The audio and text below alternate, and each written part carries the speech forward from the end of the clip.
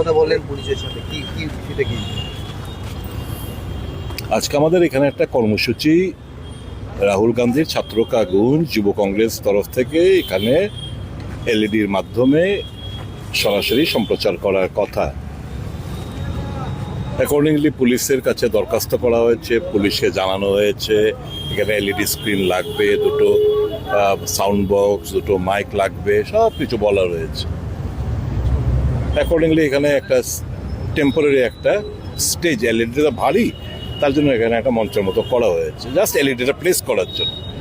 এটা তো আর দড়ি দিয়ে আমরা ঝুলিয়ে রাখতে পারবো না, তার জন্য একটা বেস চাই, একটা বেস করা হয়েছে। পুলিশ প্রশাসন মিউনিসিপ্যালিটির তরফ থেকে এসে বলছে যারা করতে দেওয়া হবে না, ভেঙে ফেলুন, নিয়ে যান, পারমিশন দেয়নি, হবে না। আরে এটা কি এটা গণতন্ত্রের রাষ্ট্র নাকি?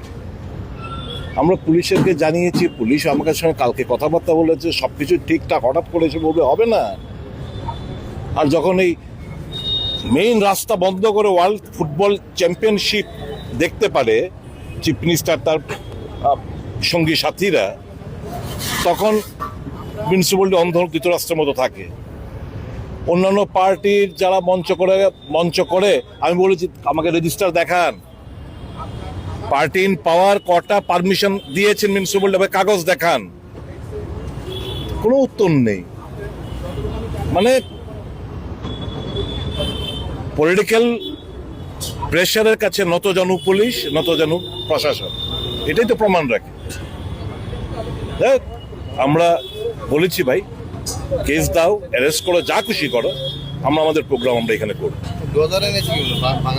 হ্যাঁ, ডজন নিয়ে এসে ভাঙার জন্য। দেখুন মানে এখানে মানে কি বলবো, বুলডোজার পলিটিক্স তো সারা দেশ জুড়েই তো হচ্ছে। গায়ের জোর, পুলিশ লেলিয়ে, প্রশাসনকে পঙ্গু বানিয়ে, নিয়ম আইন, আমি বললাম হুইচ প্রভিশন অফ ল? আরে সব আমরা তো প্রত্যেক জায়গায় মঞ্চ করি, আমরা টেম্পোরারি স্ট্রাকচার করি, মঞ্চ করি, বক্তব্য রাখি, তখন বাধা দেন না। আজকে কেন বাধা দিচ্ছেন? উত্তর দিতে পারেনি ওরা।